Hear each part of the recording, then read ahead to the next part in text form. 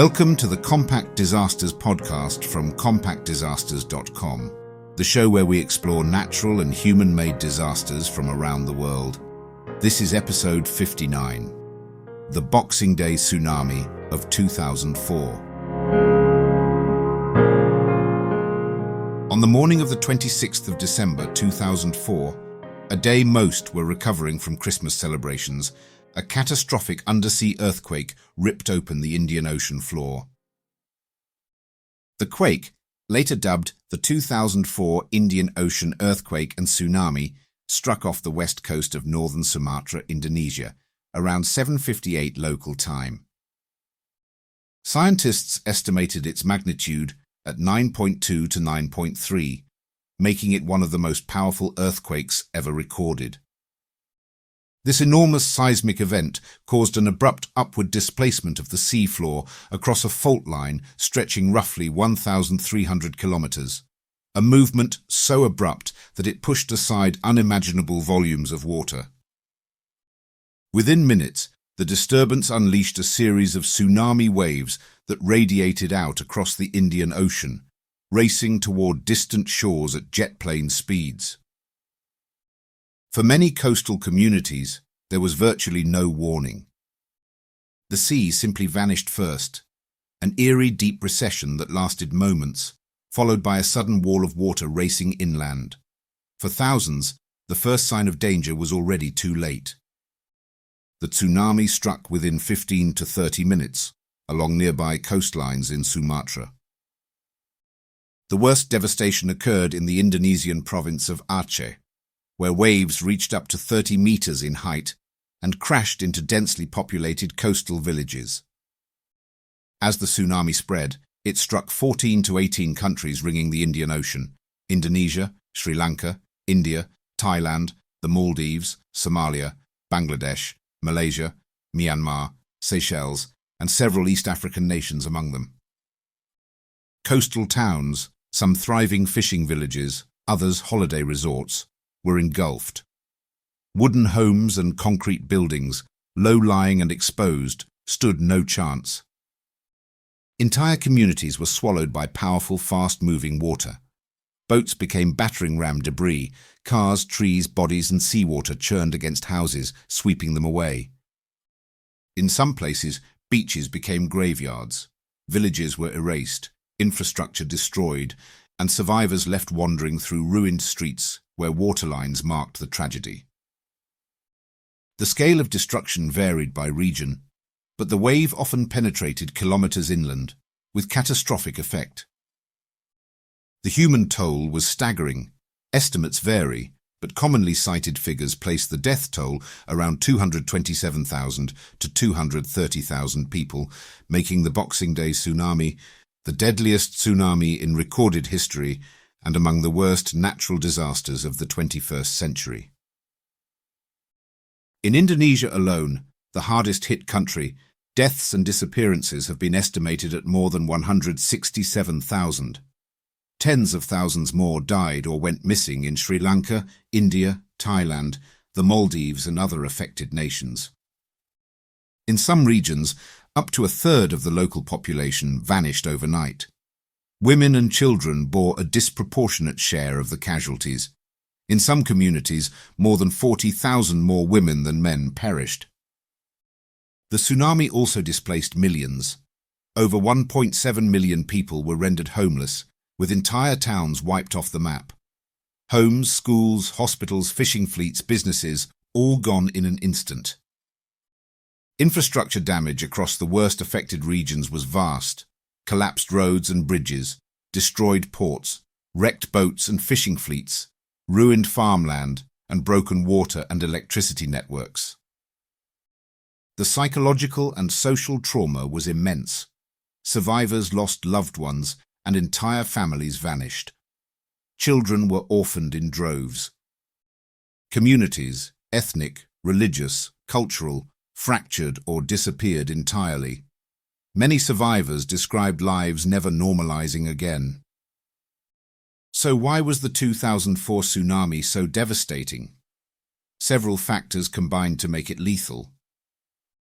The magnitude and shallow depth of the earthquake created a vast and violent displacement of water, generating waves among the largest ever recorded.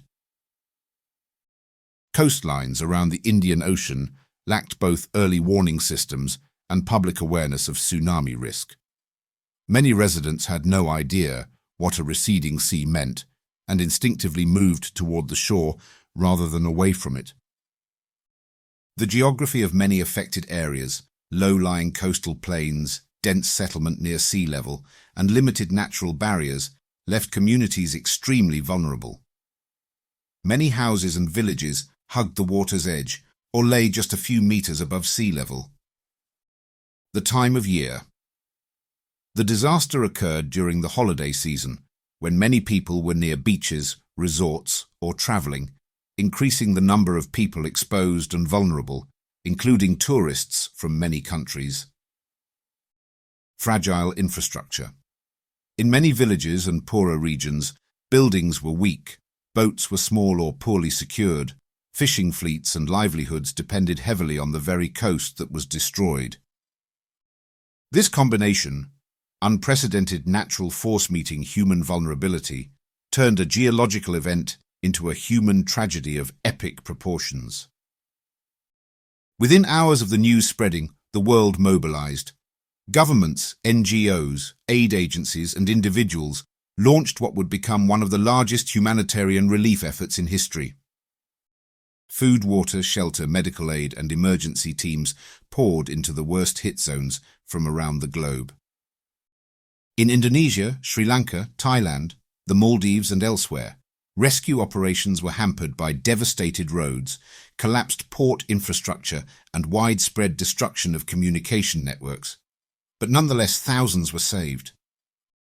Military units, coastal authorities, and volunteer groups worked amid unstable structures, aftershocks, and dangerous conditions. Rebuilding efforts began with emergency shelters, tents and temporary housing, and refugee camps, but soon shifted toward longer-term reconstruction, housing, ports, roads, schools, and hospitals. In many areas, reconstruction also attempted to integrate disaster-resilient planning, higher, sturdier buildings, relocation inland, better coastal zoning, and, where possible, early warning and evacuation systems. International cooperation was unprecedented. Funds were raised globally. Technical expertise in disaster response, engineering, health, sanitation, and reconstruction was mobilized from dozens of countries. The tsunami ushered in a new era of global disaster solidarity, but also exposed challenges: coordination, continued funding, long-term displacement, cultural disruption, environmental damage, and at times, misdirected aid. 2 decades on, the effects of the tsunami are still felt across the Indian Ocean rim. Communities once rich in tradition, livelihood, and history were uprooted. Many never rebuilt. In some villages, the dead outnumbered survivors, and survivors migrated inland or abroad. The disaster reshaped demographics. In many coastal regions, fishing communities, traditionally reliant on small boats and subsistence fishing, lost their boats, their nets, and their entire means of making a living. Many turned to tourism, labor migration, or other industries.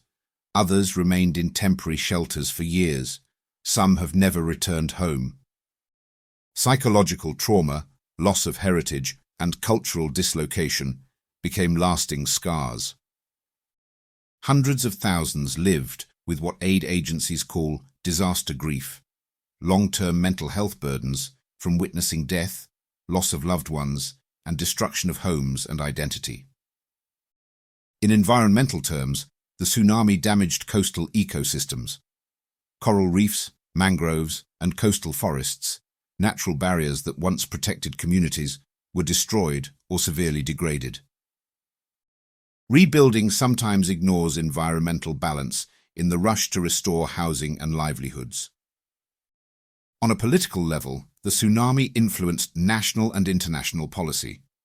Many affected nations established or updated disaster management protocols, early warning systems, coastal zoning laws, and emergency response institutions. Tsunami awareness and disaster education were incorporated into school curricula. Global organizations invested in hazard mapping and disaster preparedness. Yet, even now, risk remains. Some coastal areas are still poorly defended, early warning systems remain imperfect, and growing populations in coastal zones mean vulnerability persists. For many survivors, every monsoon, every earthquake tremor is a reminder of what happened. Every year since the 26th of December 2004, nations and communities affected by the tsunami have held memorial events. Across Asia, officials, survivors, families and international visitors observe moments of silence, prayers and remembrances. In some places, sirens mark the hour the tsunami struck. In others, survivors walk the now empty beaches that once bustled with life, placing flowers or lighting lamps. These commemorations serve a dual purpose. They honor the memory of those lost, and they reinforce the awareness that nature's power should never be underestimated. They urge preparedness, caution, and resilience, and remind new generations of what people in their region faced. Around the world, scholarships, disaster relief funds, and community programs emerged from the tsunami's aftermath. Many of today's tsunami warning systems in the Indian Ocean, early alert protocols, and coastal defense projects trace their origins to lessons learned in 2004. But remembrance also brings moral responsibility. To rebuild sustainably, support survivors, preserve history, and ensure human and ecological safety for the future. The Boxing Day Tsunami remains more than just a tragic moment in history. It stands as a stark warning of nature's power and of human fragility. It showed that a single geological event can devastate an entire region, affecting hundreds of thousands, possibly millions, across continents. Yet it also showed what humanity can do together: the global outpouring of aid, the resilience of survivors, the rise in scientific understanding, the birth of international cooperation on disaster risk reduction. The waves of the 26th of December 2004 reshaped coastlines, but they also reshaped global awareness. Those lost, those displaced, those who survived, their stories remain etched in the sands of shoreline villages, in memorial candles, in rebuilt homes that rise higher than before, and in the sobering knowledge that we share the same planet as forces far older and more powerful than ourselves.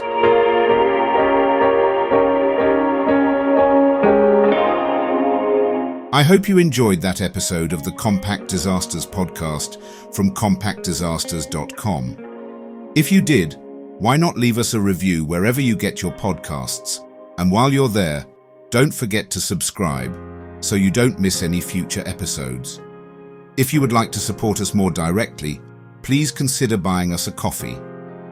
Head on over to compacthistories.com/disaster coffee to see how. Also, please check out our other Compact podcasts. You will find them all at compacthistories.com. Thanks for listening, and I'll see you next time.